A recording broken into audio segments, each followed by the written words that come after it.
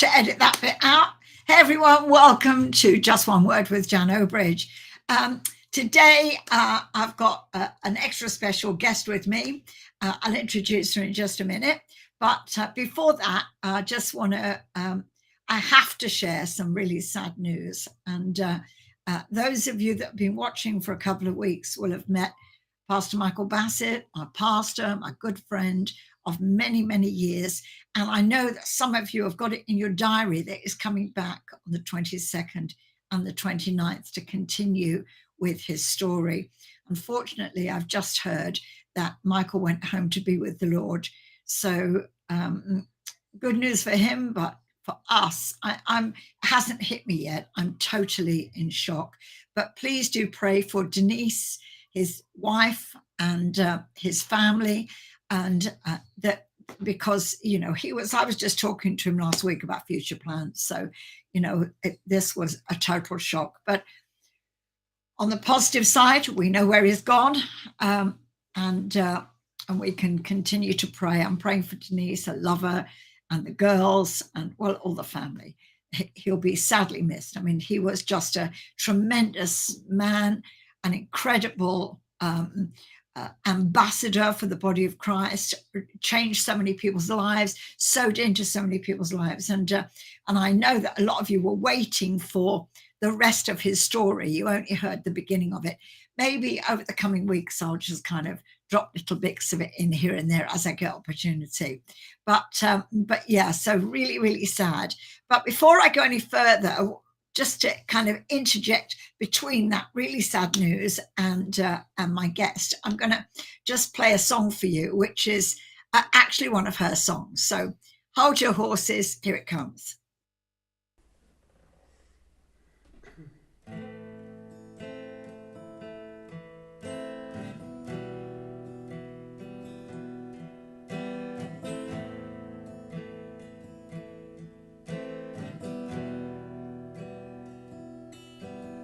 We sit in the shadow of Shaddai, hidden in the strength of God Most High. His arms wrap around and they protect me. I can run to you and hide. Sit in the shadow of Shaddai, hidden in the strength of God Most High. His arms wrap around and they protect me. I can run to you and hide.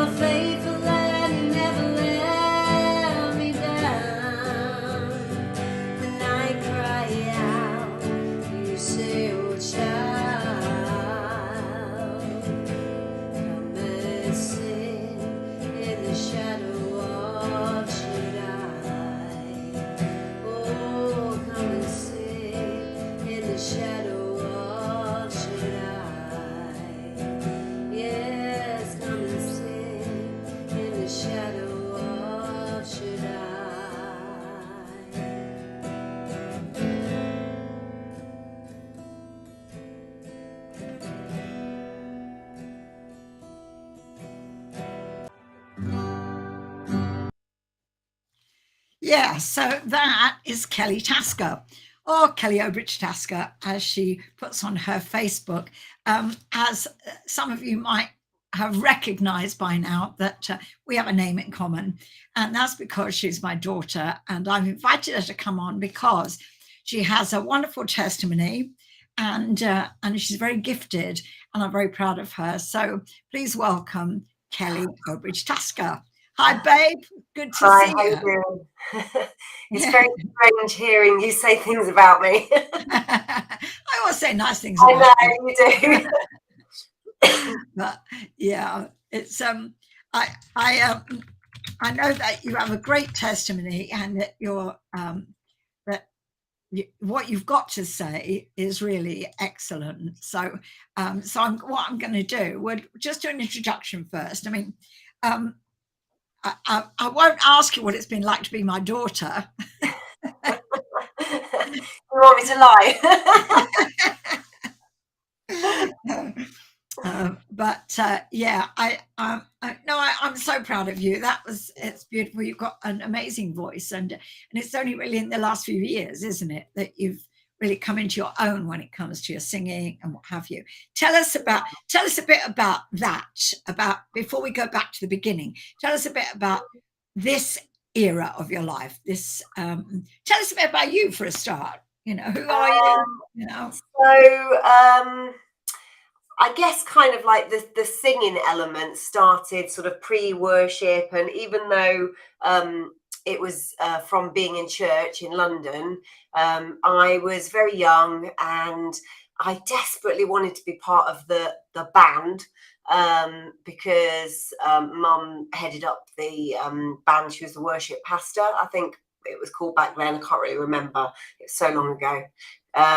But I was desperate. I just desperately wanted to be a part of it, but I was so young, and there was an age limit at that time, so I couldn't be. So I attended all the rehearsals every week and watched everybody else, and just kind of looked upon it in awe, really. And I played piano from a very young age to about grade 5 or grade 6 at piano, but I gave it up as soon as I left school, and in fact before that, and I've kind of forgotten how to play piano, but I always loved to sing, and I got the opportunity to sing as part of the backing choir for Barry Manilow, and you youngsters probably are thinking, who's that?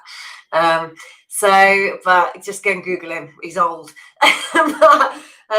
But it was just that was a pretty amazing experience. Though, wasn't it? it was phenomenal. And well, I got to back Barry Manilow. So. Yeah, and just kind of the feeling. And I was in church at the time, and you know, worship was very, very different. It was a very much a sort of a 99% African church, and you know, it was just very natural. We just knew how to worship and dance and jump around, and you know, being young, you know, there wasn't this kind of inhibition that had kind of gotten hold of me at that point, because you know, I was young, and like all young people, they don't really care what people around them think, they just do, which is phenomenal.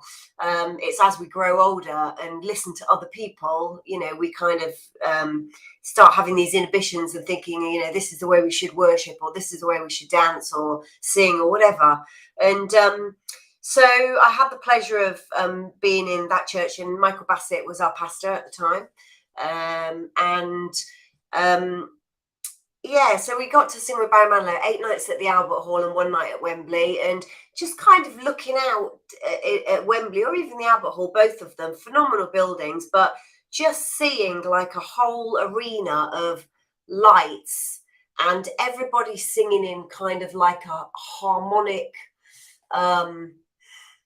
atmosphere of lights glowing, singing I Write the Songs and you know, or Mandy or whatever it was at the time. But I just remember the feeling behind it and thinking, I just love to sing. You know, it could be anything. And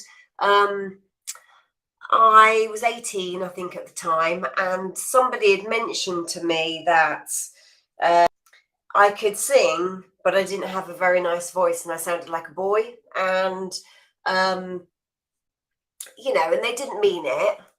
But being young and being impressionable, and I kind of held on to that for the next couple of decades. And after that, I never sang. I was never part of the worship team. I never joined. In fact, not long after that, I left church. Not because of that, but it was just throughout that time, I started my career and different things like that, and found that life in all of its fullness was fun and not godly. So yeah, I never sang after that. I sang at home. I sang all around the house, wherever I was, I sang, but I never ever sang if there was anybody else there. So that's kind of how the love of music really came about. And kind of like the genre or the passion was always very much kind of a country, American, Southern. And I guess that song that you heard is very, when I wrote it, again, with my very limited skill set that I have on playing guitar to a very mediocre standard, being a new player, never written any songs before. I just, in my head, as I was writing it, it sounded very Southern, and I had like an image and a picture in my mind as to how I wanted it to sound and people to see the picture of it. And so, yeah, it all kind of started back then, and this is kind of where we've got to now. It's kind of a real sort of jump around of my life. It's not really been like a steady curvature of my life, really. It's been a little bit like a heartbeat monitor, where it's been like this, constantly, which I guess shows that I'm alive and it's not kind of, flatlined. So I don't know. I don't really know where to go from there. Ask me some questions. Huh? Ask me some questions. I don't really know where to go from there. Well, what about the guitar?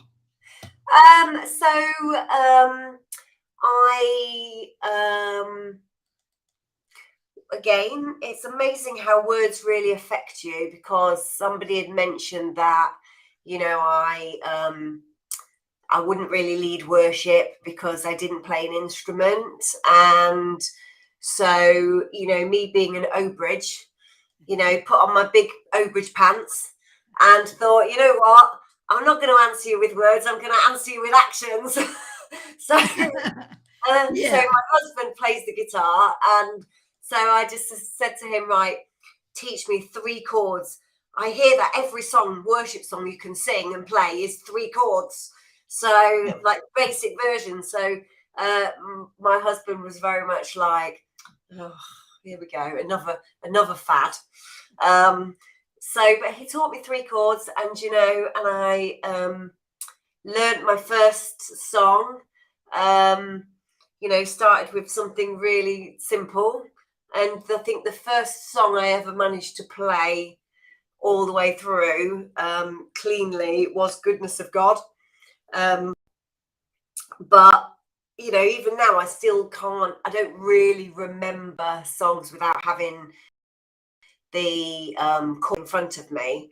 And again, that's something that's just part of my makeup. I struggle to retain a lot of information like that sometimes. So but yeah, I just thought I'd pick up a guitar, and as soon as I did, and as soon as I started seeing some fruits of learning things, I just fell in love with it. Yeah, I mean, I've played lots of instruments. I played violin, played clarinet, played recorder, and in Dad's case, triangle. And my best thing that I played a lot in my youth was truant. Yes, I can attest to that. I can see all the that guitars. that created a lot of noise. Yeah. I can see the guitars behind you, because when you get passionate about something, you're a bit like your mum, and Yeah. So, Yeah, I mean, they're not all mine, just so you know, guys. I'm not that greedy. There are actually, when I started playing, my at the time 10-year-old daughter also started playing, or 10-year-old daughter. And to be fair, she's just had her guitar lesson. She has a guitar lesson on Zoom every 2 weeks, and her guitar teacher is the best friend of Sting's guitar player. So yeah, so, and she is, I mean, she's way better than me. She's phenomenal. Really proud of her. I put things out on social media sometimes about her when I can sneak videos in and things like that. But she's just work at things, whereas she's just so naturally gifted. I mean, phenomenal. So proud of her. Yeah, she is actually. Yeah, she's in Okay. lots of different ways. So we're looking for big Oh things from her. yeah. So That's my daughter. I've got a daughter. I'm going to ask you to share your testimony, because I know that, you know, a lot of people will be able to relate to it. I mean, in a way, your testimony is kind of my failure almost as a mom, you know, or that's kind of how it felt for a season. But, you know, one thing I know is that when you did come back to the Lord, I remember we stood together at the back of Alive Church Lincoln, worshiping God together, just holding on to each other and crying, and our arms raised. And you said to me, did you ever think that I would come back? And I said, I never doubted it, never doubted it. And I never did. And even though it was hard sometimes, I never did. But before I do that, I promised last week we had Fumi, was on last week. She was tremendous. And she asked me if I would play a commercial for her ministry. So I said yes. So we're going to have a quick break. You can have a quick swig of your drink while I play this.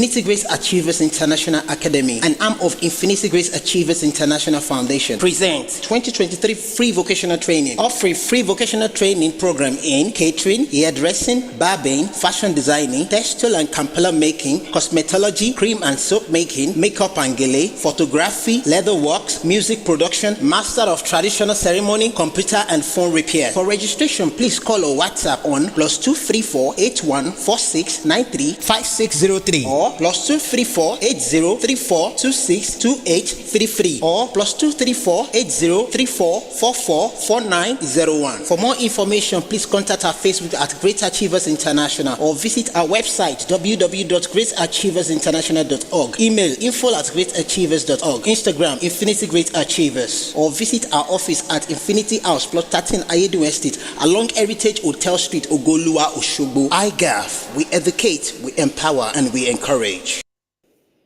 Yeah, so, and that's where I've been there, Osogbo, and so I've met some wonderful people there. So Kelly, I'm going to give you the screen. I want you to kind of go back to when you left church, really, because you were, I mean, you know, let me just talk a little bit about what I saw before that.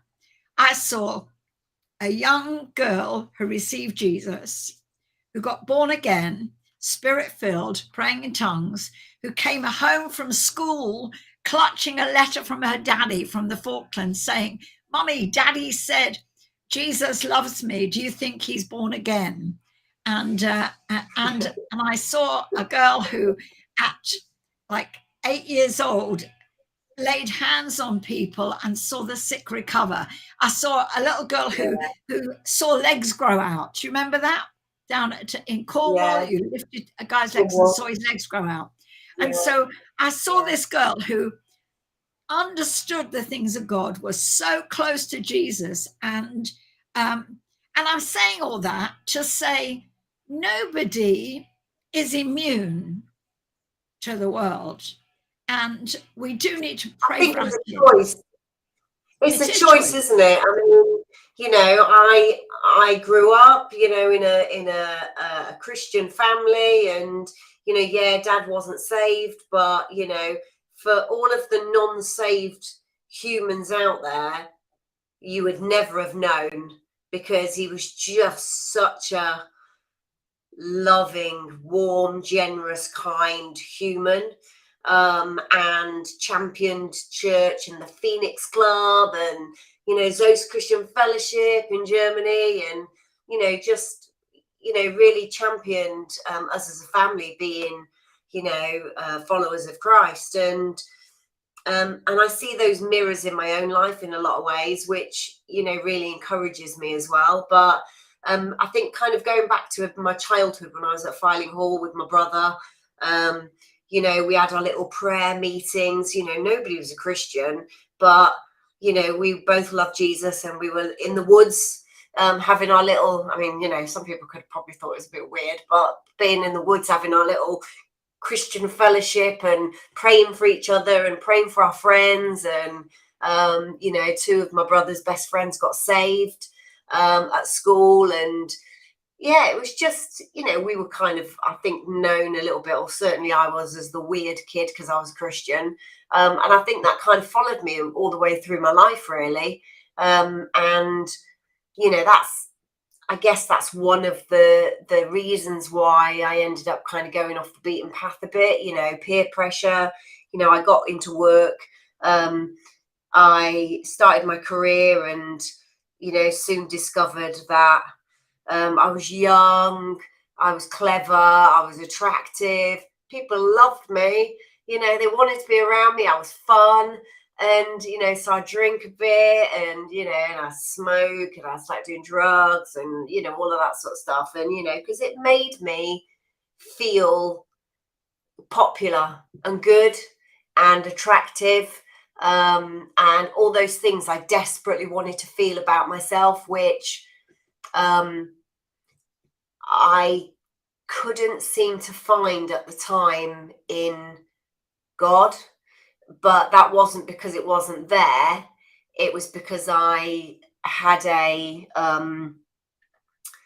didn't have my own relationship with God. You know, I was living through you, I guess. You know, I was living through being sort of spoon-fed on a Sunday, you know, not really kind of getting into the meat of, you know, the scripture and, you know, having a relationship of my own with God. You know, I was kind of hanging on the coattails of you and thinking, well, you know, Mum's covered, so, you know, she prays for me all the time. You know, God's got me. I don't need to do any of the work. So, but, you know, little did I know, I soon discovered, you know, all these things which of the world, which were, you know, sinning is fun, isn't it? You know, it wouldn't be fun if it, you know, we wouldn't do it if it wasn't fun. So, you know, I just spent a lot of time doing, you know, drugs, and I was, you know, in some abusive relationships and, you know, different things like that. And, you know, I got married and, you know, for all the wrong reasons. And I ended up, you know, after 10 years of leaving my ex-husband and just kind of realizing that, you know, I deserved more, really. I deserved to be special. You know, I deserved to be somebody that somebody absolutely adored, and appreciated, and, you know, saw all of the gold inside of me.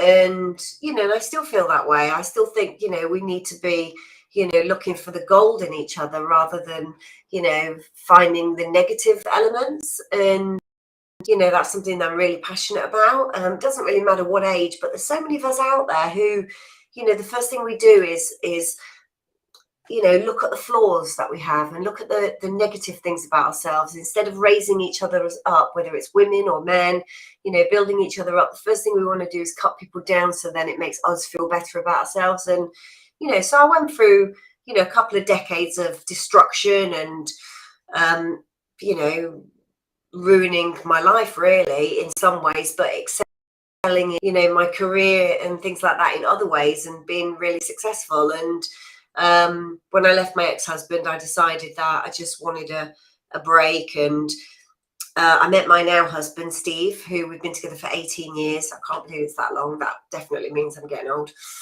which makes you even older, Mum. But so, although you don't look it, some people think we're sisters. But Maybe you. but yeah, and you know, Steve's not a Christian, and you know, I wasn't in church when I met him, and I'm really, really blessed that this man, who is totally the most fantastic human being for me, supports me in my faith and in my choices, regardless of what his opinions are about it. And that, you know, we can pray as a family, and we can pray for the kids, and the kids pray, and, you know, we pray before we're leaving for things, and, you know, and having the grandparents, so mum and dad across the road from us, you know, we can come together and, you know, try and instill that kind of foundation into them. And about, I don't know how many years ago it was, but they were babies, and you know, God really kind of maneuvered people into my life. You know, I always consider him the architect of life. You know, and an architect has the rights to move walls, change designs, you know, knock things down, rebuild things, you know, tweak things, you know, do whatever they want to do to make things right. And I kind of feel like, you know, we moved into this house, and back in 2005, I think it was, something like that. And very strangely, a phenomenal couple actually bought the house next door to us, and Roy and Lynn Eildon. And every time like a cat died, Roy would come over and bury it for us and have a little service. And, you know, Lynn would take care of Finn, our son, who was a newborn. And yeah, just really we're great neighbours, just showed us love. You know, they were there for us when we needed anything, and we knew that we could call on them. And when I was really struggling kind of mentally with some postnatal depression, after Millie was born, do you need me to, you're pausing, do you want me to stop? Well, I was just going to say, you kind of you're jumping a bit, because what I was going to say is that I seem to remember that for about 4 moves, everywhere you went, there was a Christian. You moved in and the Salvation Army was next door. You moved somewhere else, and there was a Christian next door. I forgot about that. Yeah. I lined it up for you. Yeah, I forgot about that. And so then you came here, and Ron and Roy and Lynn were next door.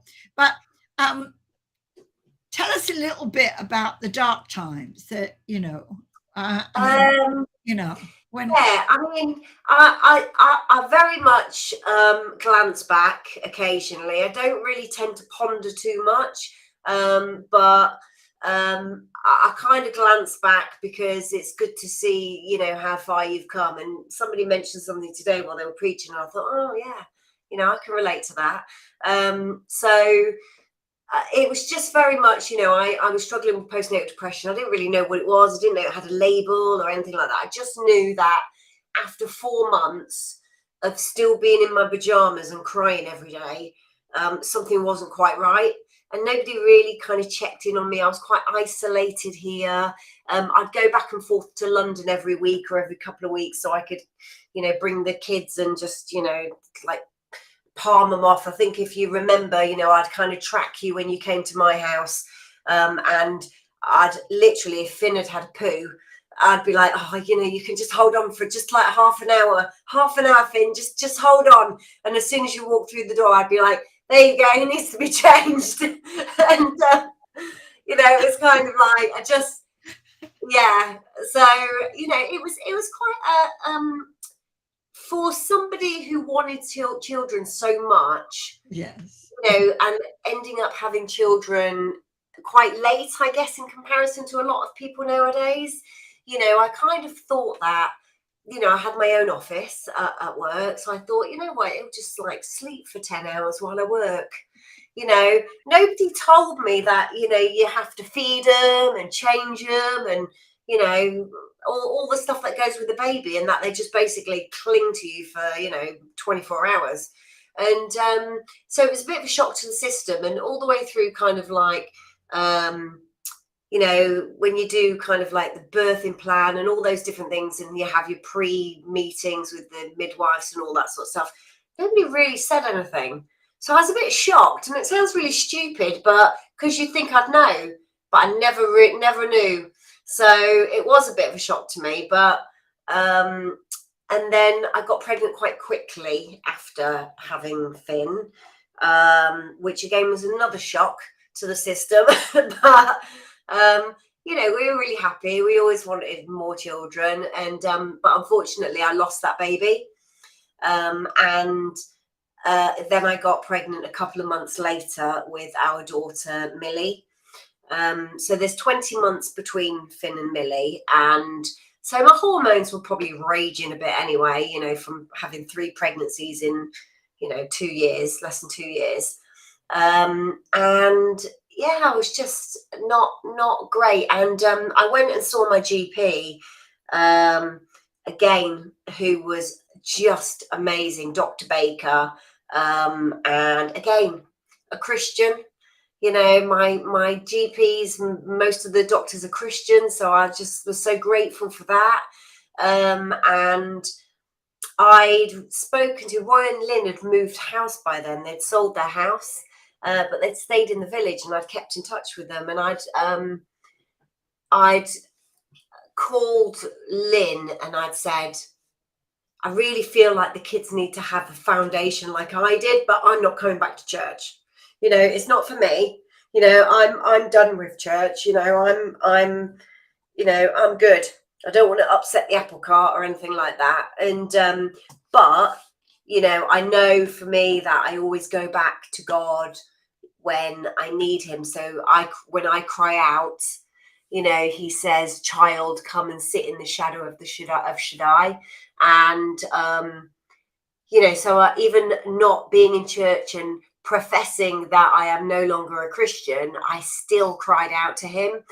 And so I rang Lynn. I said, "Oh, where can I go to? I really feel like they need a foundation." And she said, "Oh, we go to a place called New Life." So it was called New Life at the time. And so I went with her on my own. And I like cried all the way there. I cried pretty much going in the door. People must have just thought I was crazy. And a guy who's on worship team who played the bass came off stage. They did the prayer at the end if anybody wanted to rededicate their life, or if they wanted to, you know, get to know Jesus, etc., become a Christian. And I was like, I'm not putting my hand up. You can forget that. I'm not here for me. No way, I'm just here. The music's good though, I enjoyed that. And he came off the stage and it was like really, really busy. It just seemed really chocker, which, you know, I don't know if it was, but it felt really busy. And it's a busy church. It's, you know, it's a very big, busy church. But he came off the stage and he says, "I've got a word from God for you." And I was like, oh God, why? Trust them, everybody to navigate to me. You know, and I was really awful, and I think I was really rude to him. And he gave me this word from God, and I went away, and I was thinking, oh, I don't know if I flipping want to go back there again. And but I decided to meet with the family pastor because the kids, I wanted the kids to come, and Finn has some challenges. At the time, they were probably particularly more prominent, and I just wanted to make sure he would be okay and feel comfortable and safe, and etc. And I walked into the group Toddlin, I think it was, or something like that, and she was there. But the lady on Toddlin had said, "Oh, you're Kelly. You know, my husband was telling me about you. You saw him on Sunday." And I was like, "Oh, so they're talking about me now, are they? You know, what are they gossiping about?"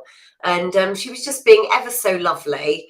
And yeah, so I met Claire, the worship pastor, Claire Williams, and the children's pastor, Claire Williams. And it just, the more the week went on, I just seemed to mentally drop. It was like the more time that I spent connecting with Christians or coming into contact with Christians, the worse that week got for me emotionally and mentally. And I wasn't on any medication. I decided to do it through counselling and, you know, therapy and things like that, because I didn't really, I'd done drugs for so much in my life. I didn't really want any more drugs in my body, regardless of, you know, what they were for. And I think it was like on the Thursday, there was a knock on my door and I opened it, and it was the guy from the worship team who'd knocked on the door. So I opened it. I was like, what are you doing here? What are you following me? Again, being really kind of like paranoid and you know, what do you want? And then he was like, I've got a parcel for you. He was actually my postman. And I didn't realise all this time. I didn't know on Sunday, but he was my postman. So that was really peculiar. And then on the Friday, it just got to the point where I'd made the decision that, you know, Steve deserved a better wife. The kids deserved a better mother. I was just so angry all the time. I would throw things, you know, and even now Finn reminds me when we talk about stuff, because I'm quite open with them about how I dealt with things and, you know, and how I needed God. But, you know, he used to remind me and say, "Oh, do you remember, Mummy, when you threw my mater across the living room and it broke?" And so, you know, and I carried a lot of guilt for him remembering stuff like that. But, you know, I use it as a tool now. And, but I just felt like they deserved somebody better. And so I kissed them goodbye because Steve was dropping them at the childminder, because I was still at home because I wasn't ready to go back to work. And I'd kissed Steve goodbye and I just said, you know, see you later. And I kept it together. I didn't cry. I kept it very private and secret. And after they left, I cried, and I drove up to the chemist in Cherry, and I sat in my car for a little while and just crying and just thinking, well, Steve's a bit of a neat freak, so I don't really want him to have to clean anything up. So, you know, I need to do something that's clean, and, you know, so he won't have to, you know, have that to deal with. So, yeah, so I thought I'll go and get some pills and I'll do that. So, and as I was about to get out the car and I was sitting there crying, who turns up but Dave Law, you know, the guy who showed up at my door, you know, the guy who came off the platform and gave me a word. And it was just like, he was just really fine-tuned to listening to God about being obedient and being in the right place. And, you know, because of him, he saved my life. And, you know, I'm forever grateful for him. You know, he's no longer with us, but he was just a wonderful human. And I don't know if I would be here if he hadn't have been faithful and turned up in the right place. And he saw me crying, and I can't really recall, because it was very surreal, how I either opened my window or he opened the door and he put his hand in and he just prayed for me in that moment in the car. And what I think was really weird was that it wasn't weird. I can't really describe it. But my life just really changed in that moment. You know, I still had my struggles, but I think the only way to kind of describe it was the first time that instead of like looking around the well, you know, and I think I've described it before, was that, you know, I was so blinkered and all I could see was the bricks on the well, whereas actually the prayers made me think, look up. And I looked up and I actually felt, you know, metaphorically, not, you know, it didn't see a bright light or anything like that, but it made me feel like actually there was hope and there was light at the end of this tunnel. And I guess the rest is history, really. So Yeah, we I just went to skim over Alpha the last for, few years. Yeah. But yeah, you know, I went to Alpha, you know, I had yeah. therapy for a year. I cried, you know, all the time. And I used to go to Alpha and I used to come home and get into bed and I'd sit there crying and Steve would just look at me and I go, I'm just healing. You know, I'm crying all the time, but I'm just healing. And he'd like roll his eyes. Okay. All right. Yeah. I mean, what that kind of shows you is how important it is to do what God tells you to do. You know, even though sometimes it might seem strange. I mean, you know, for Dave, he didn't really know you. He'd had a word for you that first day, but you know, there hadn't been a relationship built or anything. He was your postman, and he just happened to be. I think that was the third time I met him. Literally. Yeah, and yet he was bold enough to just come over, and you know, and it's only after he'd done that he found out how vital it was. I mean, you could have just been crying because you spilt your milk, couldn't you? You know, but it's Could just have been for any reason at that time. yeah. Yeah, well, I don't even need a reason, to be fair. I could just cry at anything. I mean, you know, we're still like that. Yeah, so it's so vital. And that was before I moved up here. So, yeah.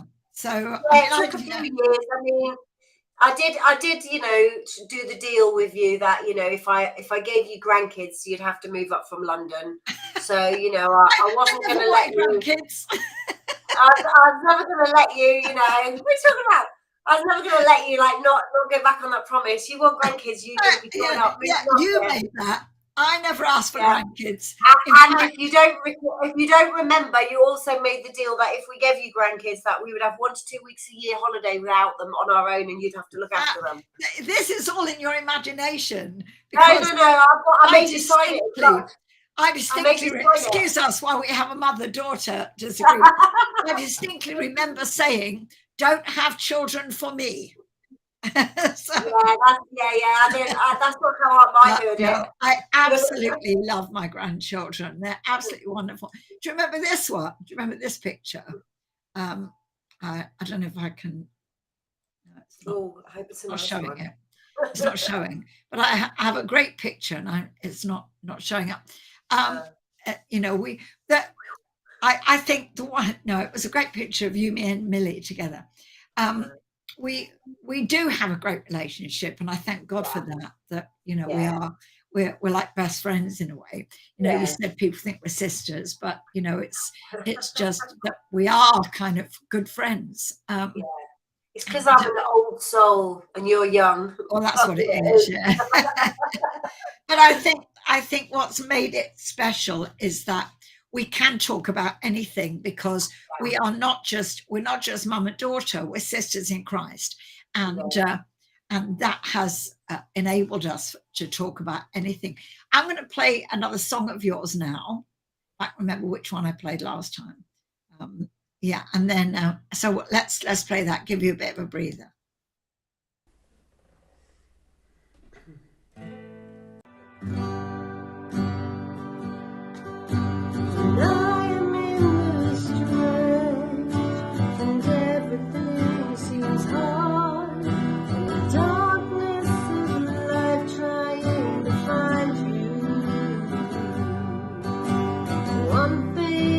Sure of, 'cause I am not alone.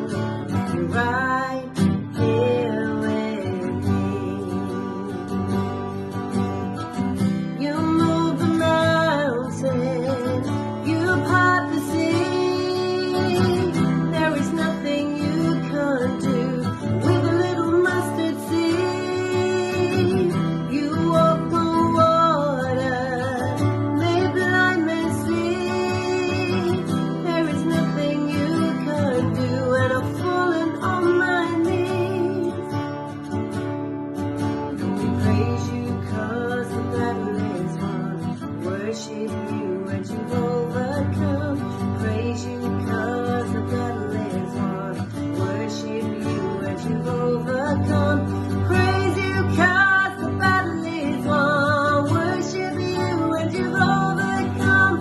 Praise you 'cause the battle is won. Worship you and you've overcome.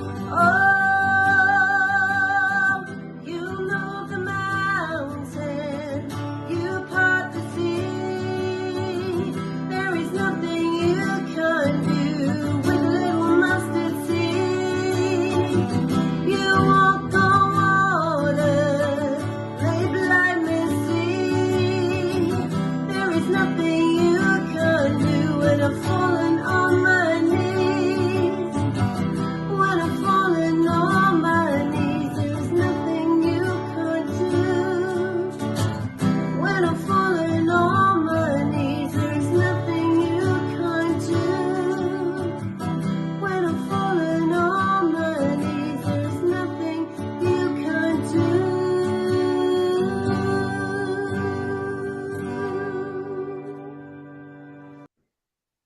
Beautiful.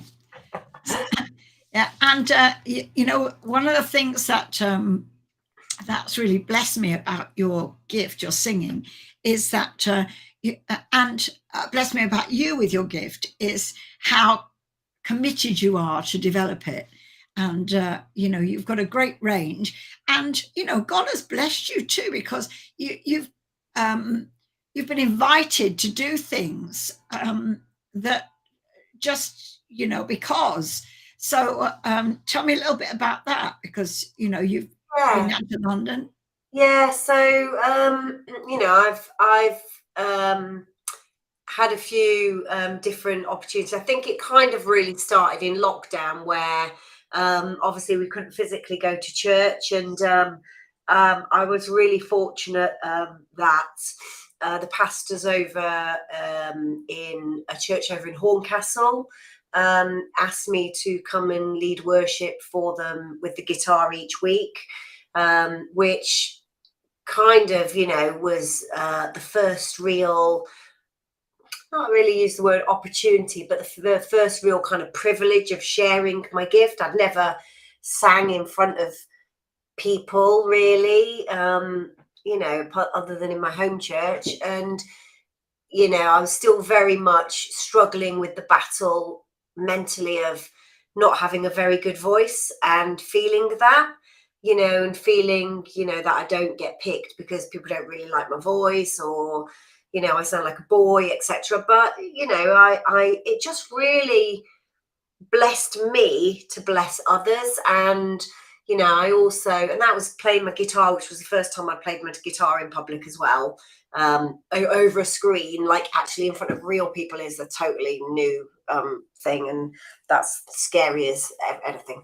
But I, you know, did some live lounges over in America, in Arizona as well, and also led some worship over in North Carolina over lockdown, and more recently, over the last year or so, I've been invited to be part of a team which is a collaboration of different worship leaders from different churches, with something called Abide, which is based out of Hope Church down in Staines, which is Deborah Stewart Brink and the Brink family down there, who, oh, well, they're just family to me. You know, I've known them since as long as I can remember, and I just adore them. But, you know, they also see gold in me, and, you know, see my heart for worship, and not a heart for platform, but just a heart for worship. And if I'm really honest, you know, my richest times of worship, regardless of going to places, or, you know, leading worship, or, you know, being part of the team at my local church, you know, which I absolutely adore, you know, Alive Church Central, Alive Lincoln Central. And, you know, every time I'm part of the worship team, I think people just make fun of me now because I laugh and smile so much, especially on practice nights, because I'm just so full of joy for just being there. You know, I don't even have to have a mic in my hand, you know, but just worshipping with them and the teams just brings me such, just love it. You know, I have the pleasure of being part of the ground level worship team, and again, one of my most favourite Tuesdays of the month. I just, another phenomenal team. And yeah, but of all of those fantastic experiences and moments that I get, and you know, the Holy Spirit comes on, and just the presence is there, and it's just such an anointed environment.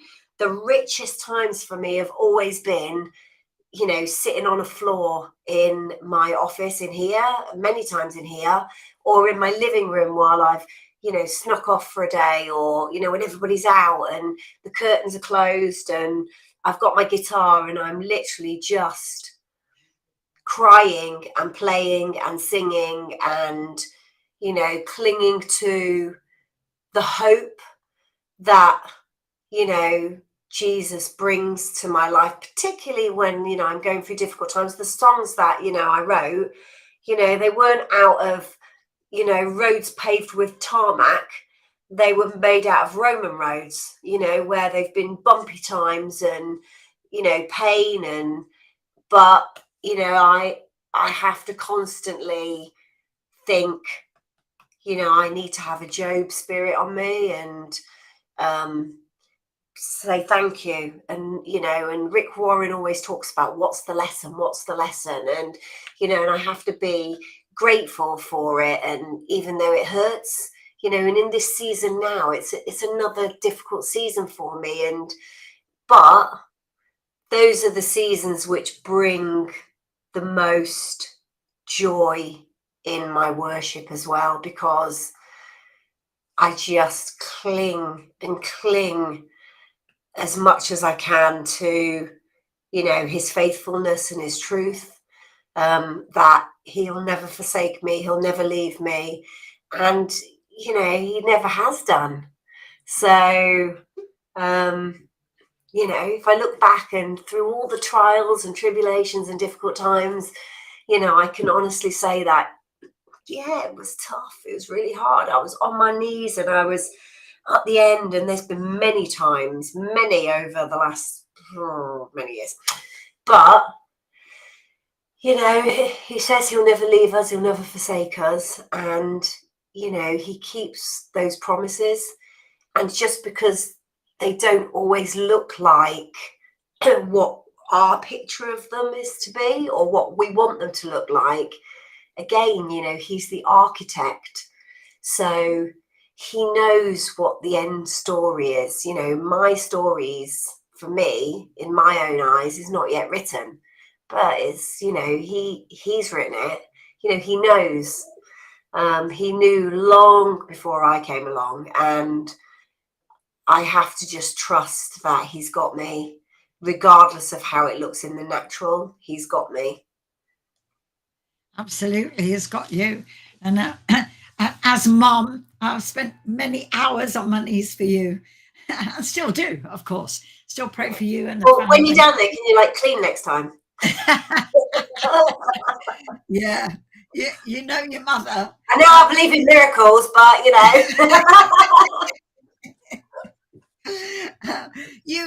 I asked you for a verse, and you gave me Psalm 139:14. I'll praise thee, for I'm fearfully and wonderfully made. Marvelous are thy works, and that my soul knoweth right well. Why is that a verse that you picked? What does that mean? in the Passion Translation, I praise you because I'm fearfully and wonderfully made. Your works are wonderful, and I know that full well. It's the Passion Translation of that. Was that the Passion or was that the NIV? Let's have a look. I thank you, God, for making me so mysteriously complex. Everything you do is marvelously breathtaking. It simply amazes me to think about it, how thoroughly you know me, Lord. And, you know, and that's the Passion Translation. And I love the Passion Translation. I bought a Passion Translation Bible, a blue embossed one in America when I was in Florida with some friends of mine who have a church out there. And I moved house and I lost it and I can't find it anywhere. And sometimes you just want to flick through pages and highlight things on physical pages. And I still haven't got it. And even to this day, I'm like, oh, I wish I could find it. So yeah, but I love the Passion Translation, and I just love how it, thanks. I mean, if he made anybody mysteriously complex, it was me. Everything that he does, I stand in awe and amazement. And despite that, I am just a bunch of, nerves and stress and, all the kind of natural pressures of life and things that I go through and the mistakes that I make and, the things that I do which are wrong and whatever it can be. He knows them and he still loves me regardless. And I think that just is the epitome of a true parent, really, isn't it? Somebody who, I mean, let's face it, I was not the best child in the world, and if you'd have had me first, then, my brother wouldn't have been born. So we know that. But you made up for it. You made up for it. I finished well. So yeah, you did, absolutely. Well, you haven't finished yet. Yeah, I'm not finished. I hopefully not too soon, but I'm just going to play a little commercial before we finish because, I have to do a little plug, and then I want to ask you a question. Have unique gifts that make us special. To find out what those gifts are, you have to look at yourself. Start by looking at your primary characteristics, your personality, your values, and your interests. These will all play a role in understanding why you act the way you do and why you have the gifts you have. So take the time to explore who you are and you'll find amazing things about yourself. With our free Motivational Gifts Masterclass. www.themotivationalgifts.com. I love the way it says gifts. I was just thinking that. But hey, you've got a gifted job. Yeah, but question just before we close, because we're right on the cusp now. Why would you recommend that somebody attend Real Life Bible College? I think that it's really important to underpin all of the kind of the theological reasons, and I think I described it before as the meat on the bone. I think when we get saved, it's very much we're in a kind of a euphoric state at the time, and it's kind of a bit like what now? And I think this really kind of gives you the foundation and helps you grow, and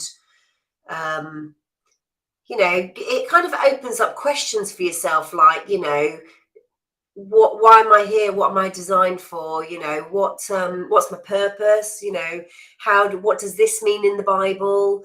I think there's so many different interpretations of the word out there that I think it's good to have somebody who can unpack a lot of that stuff, out of kind of like a legalese style. And I went to Bible school when I was still in school, and I think that's the reason why I've got the cemented foundation that I've got. It's the meat on the bone. Yeah. Nobody wants to eat bone all the time. No one wants to gnaw on bones. We want proper meat as well. Oh, absolutely. Kelly, thank you so much for coming on. You've been a real blessing, and we certainly didn't run out of, well, mind you, why did I ever think we might run out of things to say? Oh, Rich, run out of things to say? Never. Not possible. No, not possible. Thank you so much for watching, guys. you know, I hope that you have received something today from Kelly's amazing testimony, and also from the relationship that we have, because we're very blessed. We're very blessed to have a great relationship as mum and daughter. And hey, we don't always agree, right? But we love each other. And I believe that God uses our relationship for his glory. And so, yeah, so see you next week, guys. I'm going to play us out with Kelly. So bye.